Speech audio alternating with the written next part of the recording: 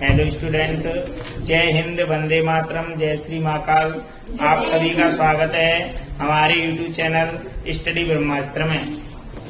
Social science class 10th में आपका चल रहा था जो चैप्टर बचा हुआ था इसका भूगोल का।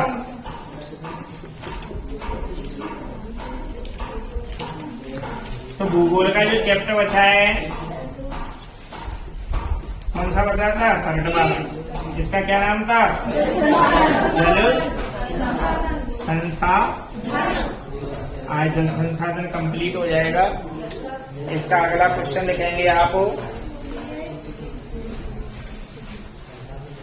भारत का कौन सा राज्य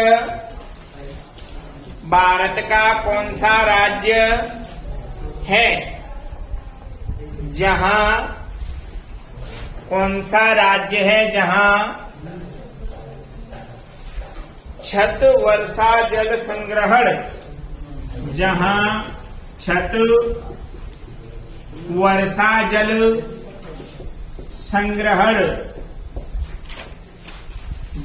छत वर्षा जल संग्रहण ढांचों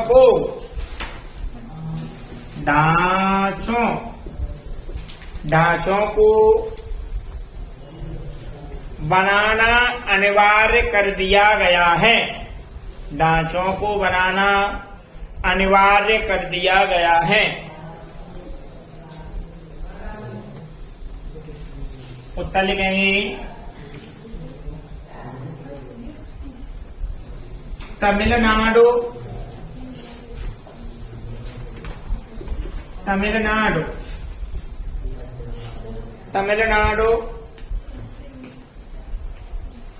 देश का एक ऐसा राज्य है। तमिलनाडु देश का एक ऐसा राज्य है जहां संपूर्ण राज्य में प्रत्येक घर में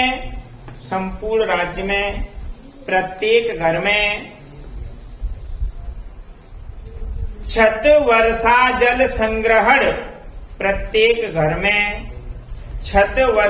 जल संग्रहण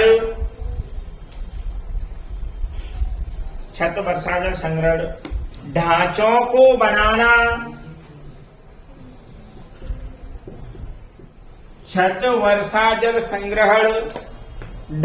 को बनाना अनिवार्य कर दिया गया है। छत वर्षा जल संग्रहण ढांचों को बनाना अनिवार्य कर दिया गया है।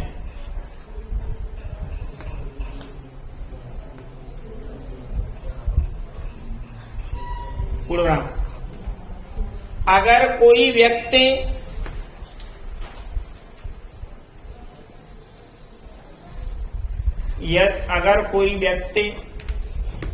छत वर्षा जल संग्रहण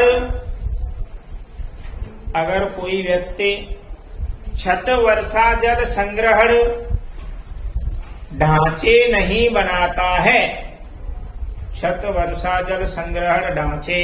नहीं बनाता है तो उस पर कानूनी कार्यवाही की जाएगी।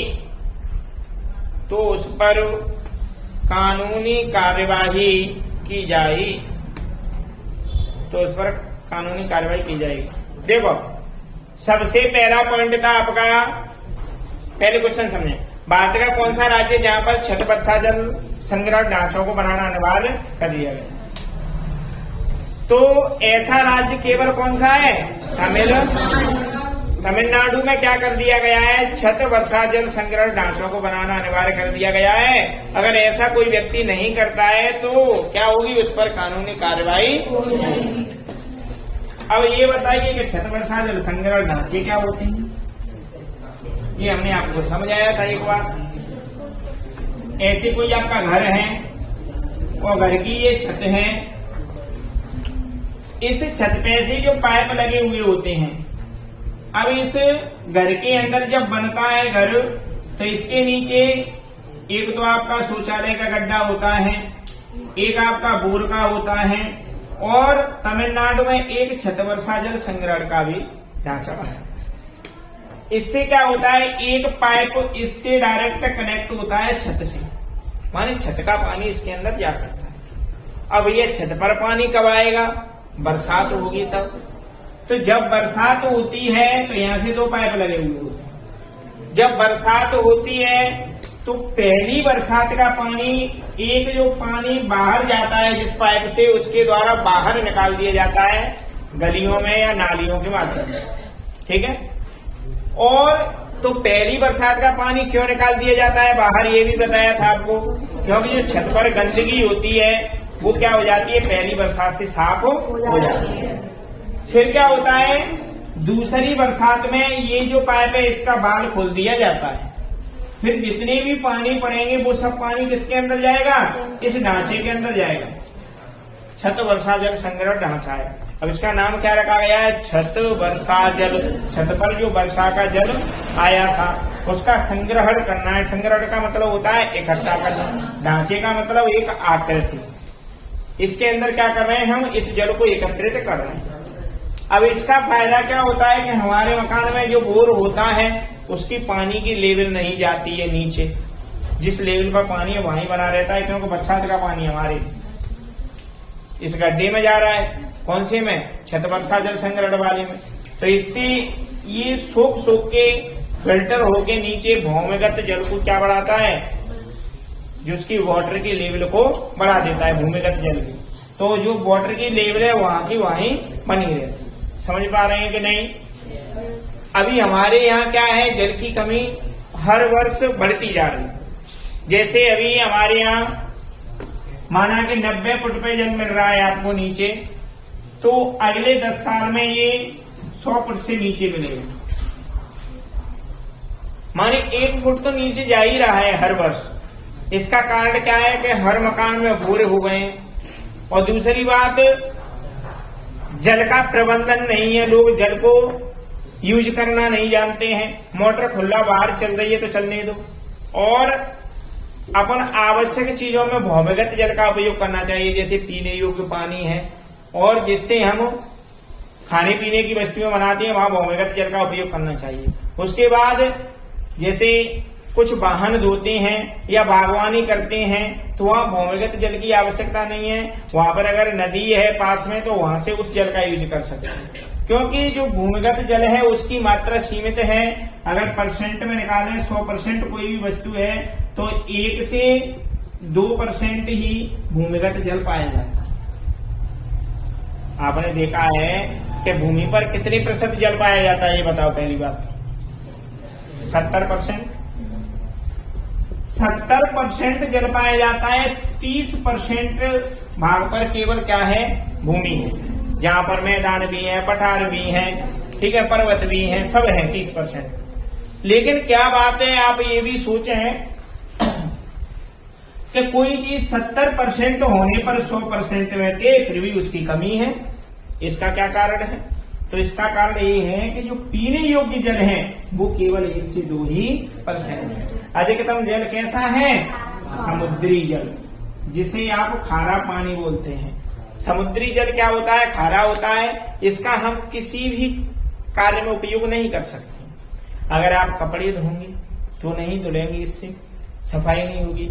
अगर आप इससे नहा गए, माने स्नान कर लिए, तो आपके बाल ही चिपक जाएंगे, क्योंकि उसमें नमक की अधिकता है। तो नमक की अधिकता होने से आपके बाल आपस में चिपक जाएंगे, ठीक है। और दूसरी अगली बात है कि हम सर फसल भी बढ़ा सकते हैं। अगर फसल बढ़ा दी तो उसकी उपजाऊ क्षमता खत्म हो जाएगी। गाँव में बोलते हैं खौर बैठना, वो पानी सूखने की क्षमता है वो खत्म कर देता है नमक। तो ये जो खारा पानी है इसका हम कहीं भी यूज नहीं कर सकते। अब उसको उपयोगी बनाने में बहुत खर्च होता है। आजकल मशीन भी आ गई है समुद्री पानी को पीने योग्य बनाने वाली, लेकिन उसमें बहुत खर्च होते हैं पैसे। तो इसलिए भूमिगत जल जो हमारा है उसका हमें क्या करना चाहिए, सदुपयोग करना चाहिए। इसलिए तमिलनाडु में ये काम अनिवार्य कर दिया गया है कि हर घर में क्या होना चाहिए, वर्षा जल संग्रहण ढांचा होना चाहिए। हम तो ये कह रहे हैं कि संपूर्ण देश में ये काम हो जाए तो ये जो वाटर की लेवल है जाएगी नहीं। लेकिन हमारे यहाँ की सबसे बड़ी समस्या ये है कि जब तक हमारे पास उस चीज की कमी नहीं महसूस होती है तब तक हम उसका क्या नहीं करते हैं, संरक्षण नहीं करते हैं। और जब उसकी कमी होने लगेगी तभी उसका संरक्षण करेंगे। क्या दोबारा बोलो। टाका टाका कहाँ बोली? हाँ टाका ढांचा जल संग्रह करने की आप खेती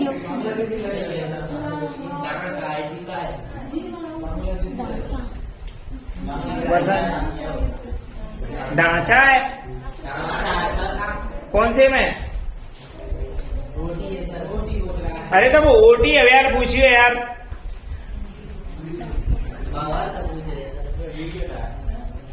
अगला क्वेश्चन है पर्याप्त जल संसाधन। पर्याप्त जल संसाधन हमें जाने ढांचे कोई टाँको पड़ रहा है। पर्याप्त जल संसाधन होने के बावजूद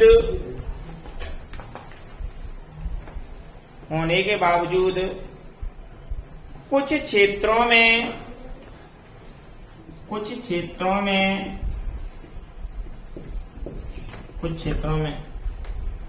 जल की दुर्लभता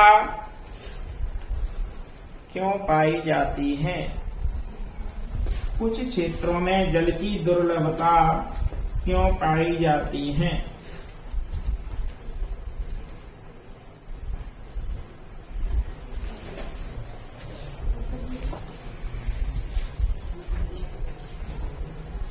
उत्तर लिखें। पर्याप्त जल संसाधन होने के बावजूद, पर्याप्त जल संसाधन होने के बावजूद कुछ क्षेत्रों में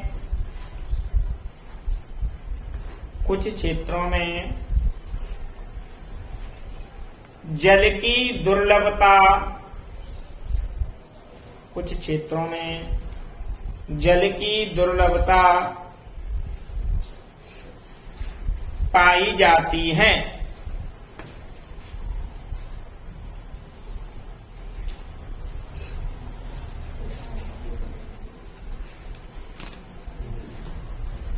क्योंकि यहाँ पर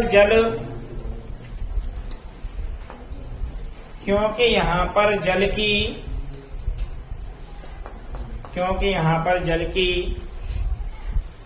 खराब गुणवत्ता है।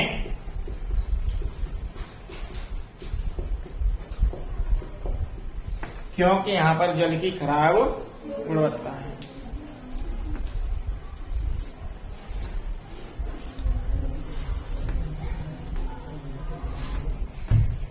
पैराग्राफ चेंज करके लिखे हैं। जल की खराब गुणवत्ता निम्नलिखित कारणों से है।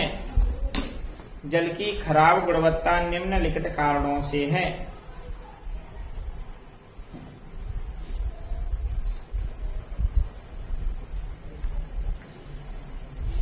नंबर एक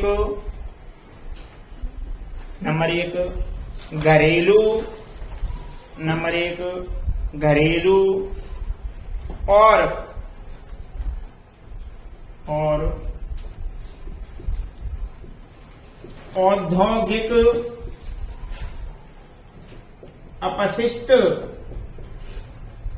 और औद्योगिक अपशिष्ट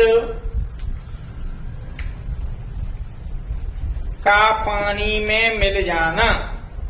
औद्योगिक अपशिष्ट का पानी में मिल जाना।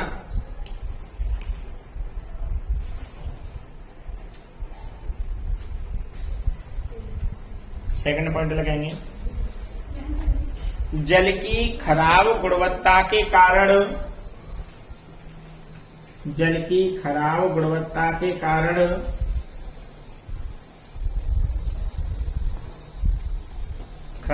कारण यह जल मनुष्य के उपयोग के लायक यह जल मनुष्य के उपयोग के लायक नहीं है।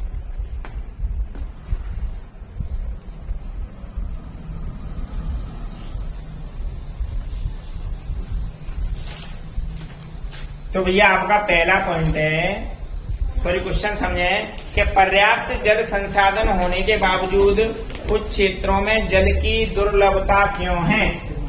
दुर्लभता माने कमी।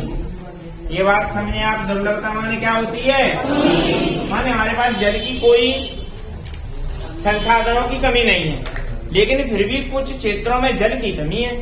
तो इसका कारण क्या है, तो इसका कारण ये है कि जल की क्या है, खराब गुणवत्ता है। मतलब जितना पृथ्वी पर जल पाया जाता है उसका हम उपयोग नहीं कर सकते हैं। पीने योग्य या उपयोगी जल कुछ ही है, जो आपको अभी बताया 1 से 2%। ठीक है।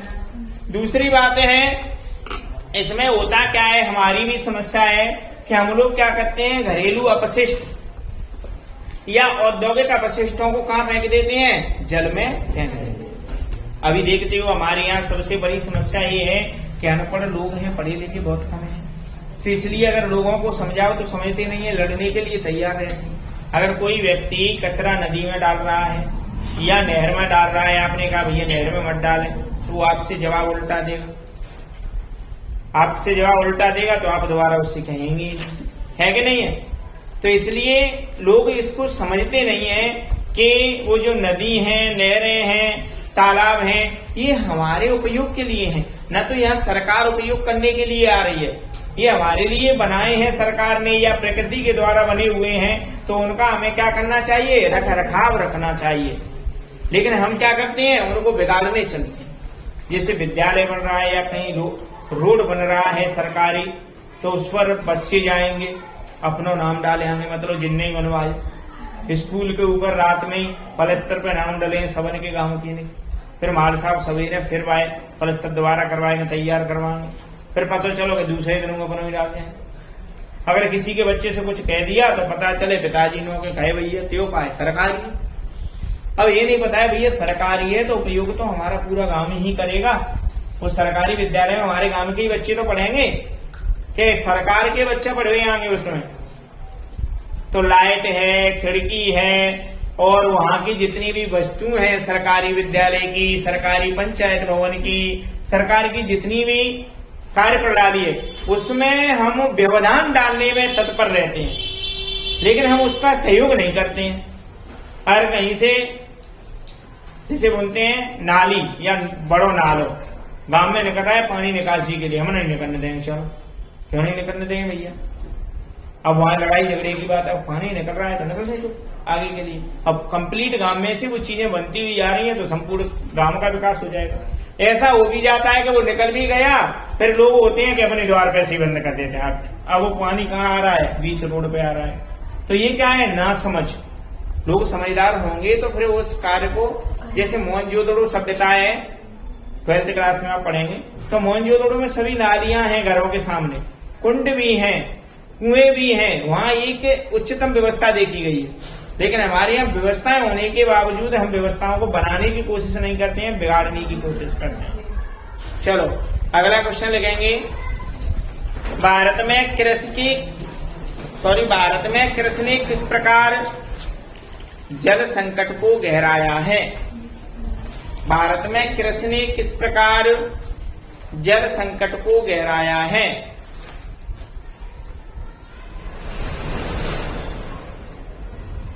उत्तर लिखेंगे, भारत में कृषि ने निम्न प्रकार जल संकट को गहराया है। भारत में कृषि ने निम्न प्रकार जल संकट को गहराया है। नंबर 1,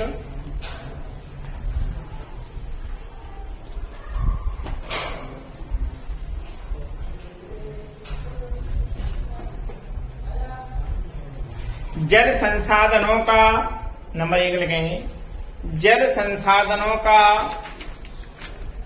अतिशोषण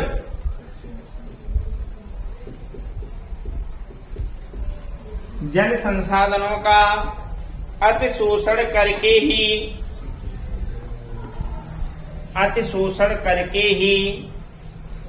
सिंचाई के क्षेत्र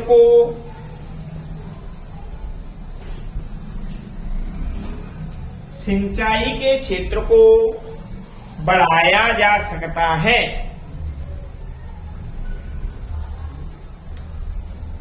सिंचाई के क्षेत्र को बढ़ाया जा सकता है।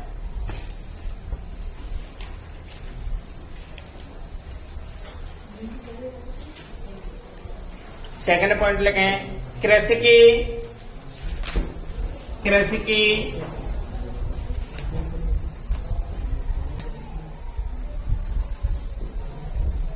व्यवसायीकरण के कारण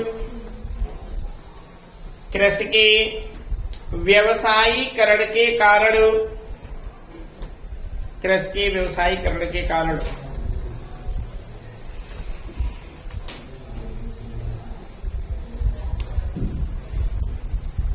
कृषि के व्यवसायीकरण के कारण भूजल का भारी मात्रा में या अत्यधिक मात्रा में भूजल का अत्यधिक मात्रा में उपभोग होना प्रारंभ हो गया है। उपभोग होना प्रारंभ हो गया है।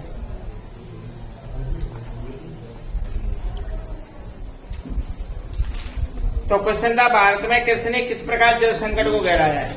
तो पहली बात है, जल संसाधनों का अतिशोषण करके ही सिंचित क्षेत्र बढ़ाया जा सकता है। अब देखो, खेतों में पानी की सबसे अधिक आवश्यकता होती है। तो खेतों में पानी तुम्हें पता है कि शाम की मोटर चलती है, सुबह तक चलती ही रहती है। तो इससे क्या हो रहा है, जल का अतिशोषण हो रहा है। और पहले क्या थे, उतनी ही फसल करते थे लोग, व्यवसायीकरण नहीं था, फसलें कम बेचती थी। तो व्यवसायीकरण के कारण भी क्या हुआ है, जल का उपभोग बढ़ रहा है। अपन किसके लिए, फसल खाने से अधिक बेचने के लिए ज्यादा पैदा कर रहे हैं। सरसों है, लूसन है, करते हैं कि नहीं करते हैं। तो जो बेचने के लिए फसलें पैदा की जाती हैं, उनसे क्या हो रहा है, और उनसे व्यवसायीकरण कर रहे हैं, माने हम पैसा कमाने के लिए फसलों को उपजा रहे हैं। तो जल का उपभोग अधिक हो रहा है, जिससे क्या हो रहा है, जल एक समय बाद बहुत कमी आ जाएगी। अगला क्वेश्चन लिखेंगे, वर्षा जल संग्रहण का महत्व बताइए। वर्षा जल संग्रहण का महत्व बताइए।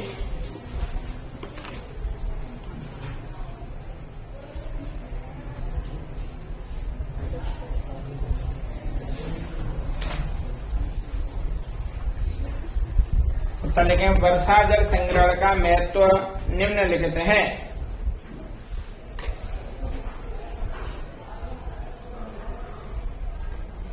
नंबर 1,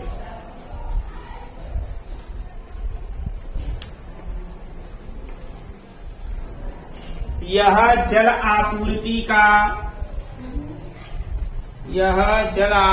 का सबसे सस्ता साधन है।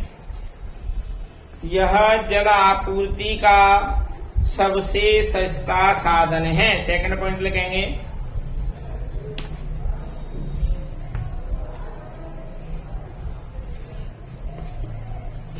यह भूमिगत जल के पुनर्भरण में मदद करता है।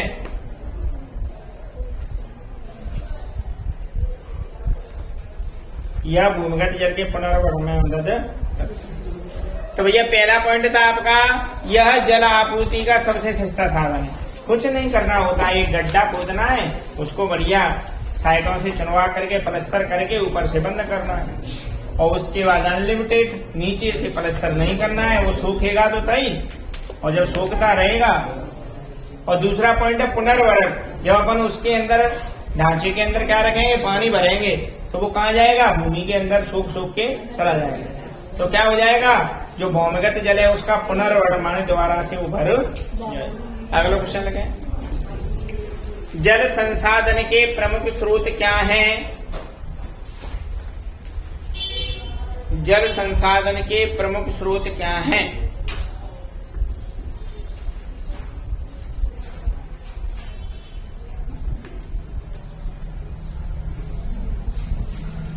उत्तर लिखें, जल संसाधन के प्रमुख स्रोत निम्नलिखित हैं। जल संसाधन के प्रमुख स्रोत निम्नलिखित हैं। नंबर 1 पृष्ठीय जल, नंबर 2 भौम जल,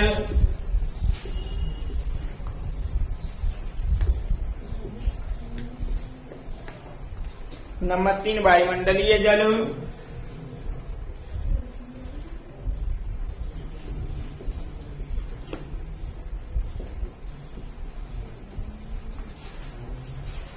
नंबर 4 महासागरीय जल,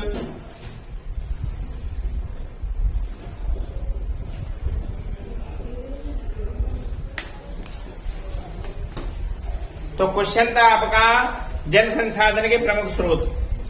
जल हम कैसे प्राप्त करते हैं? पृष्ठीय जल माने पृष्ठ पैमाने नदी है, तालाब है, ये कैसा जल है? पृष्ठीय जल। भौम जल जो हम बोर से, कुएं से, हैंडपंप के माध्यम से जो पानी प्राप्त करते हैं वो कौन सा है? वायुमंडलीय जल। महासागरीय जल, वायुमंडलीय माने जो बरसात के द्वारा प्राप्त होता है, में हवा से माने वायुमंडल के द्वारा। महासागरीय माने समुद्रीय। लास्ट क्वेश्चन लगाएंगे, जल जीवन मिशन, मोस्ट क्वेश्चन है। जल जीवन मिशन, जल जीवन मिशन JJM पर टिप्पणी लिखिए।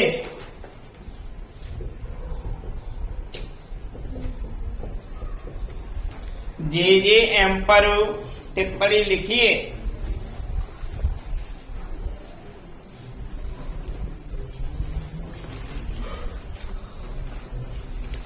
JJM पर टिप्पणी, उत्तर लिखेंगे, भारत सरकार ने जल जीवन मिशन, भारत सरकार ने जल जीवन मिशन JJM, पुस्तक में JJM लिख सकते हैं, जल जीवन मिशन की घोषणा, जल जीवन मिशन की घोषणा करके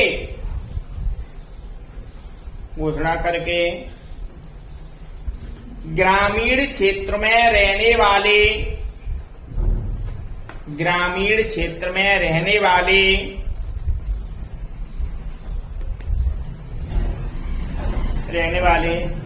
लोगों के जीवन की, ग्रामीण क्षेत्र में रहने वाले लोगों के जीवन की गुणवत्ता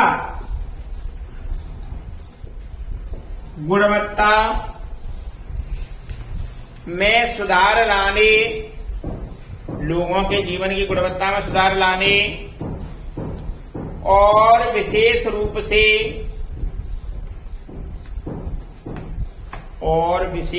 से जीवन यापन को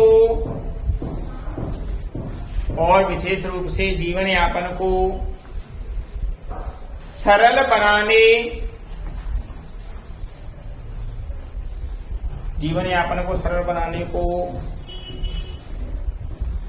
बनाने, सर्वश्रेष्ठ प्राथमिकता दी है।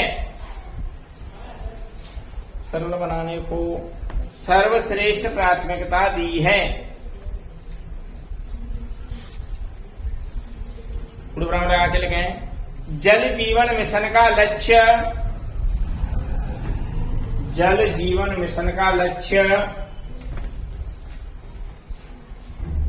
प्रत्येक ग्रामीण परिवार की, प्रत्येक ग्रामीण, प्रत्येक ग्रामीण परिवार की,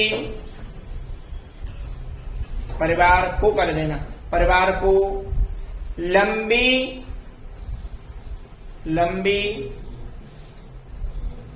अवधि के आधार पर, लंबी अवधि के आधार पर नियमित रूप से, लंबी अवधि के आधार पर नियमित रूप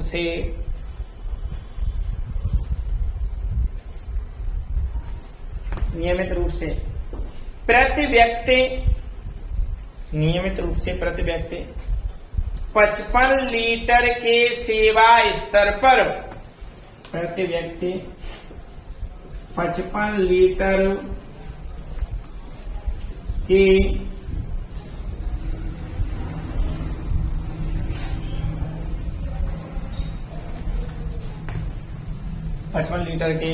सेवा स्तर पर पीने योग्य, सेवा स्तर पर पीने योग्य पाइप के पानी की, पीने योग्य पाइप के पानी की आपूर्ति सुनिश्चित करने में, पाइप के पानी की आपूर्ति सुनिश्चित करने में सक्षम बनाना है, सक्षम बनाना है।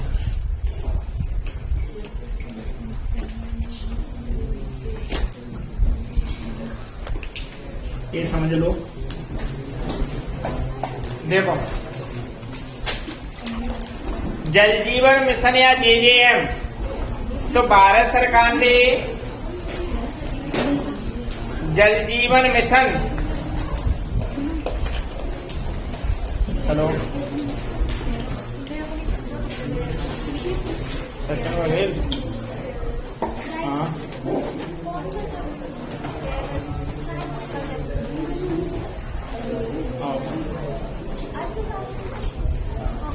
सचिन, हाँ सचिन, हाँ सचिन बघेल ना, हम तो बना नहीं आते।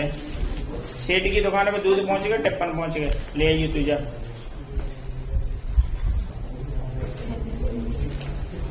जल जीवन मिशन या जेजेएम पर टिप्पणी लिखिए।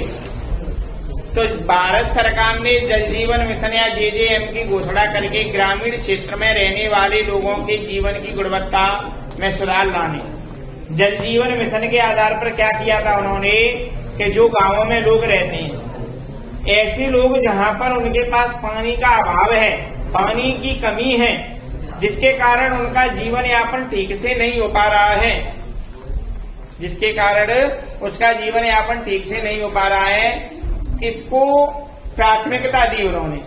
और प्राथमिकता देते हुए जल जीवन मिशन का लक्ष्य प्रत्येक ग्रामीण परिवार को लंबी अवधि के आधार पर नियमित रूप से प्रति व्यक्ति 55 लीटर के सेवा स्तर पर पीने योग्य पाइप के पानी की आपूर्ति सुनिश्चित करने में सक्षम बनाना। क्या किया है गवर्नमेंट ने कि पाइप के माध्यम से, माने जो नल जल योजना है उसके माध्यम से हर व्यक्ति के घर पर पानी पहुंचाना है। कितने लीटर? 55 लीटर। हर व्यक्ति को पीने योग्य 55 लीटर की पानी की आपूर्ति करनी है। इससे क्या होगा कि उसका जो जीवन है वो कठिन चल रहा था, जीवन में जो अभाव थे वो क्या हो जाएंगे? कंप्लीट हो जाएंगे। Thank you for watching.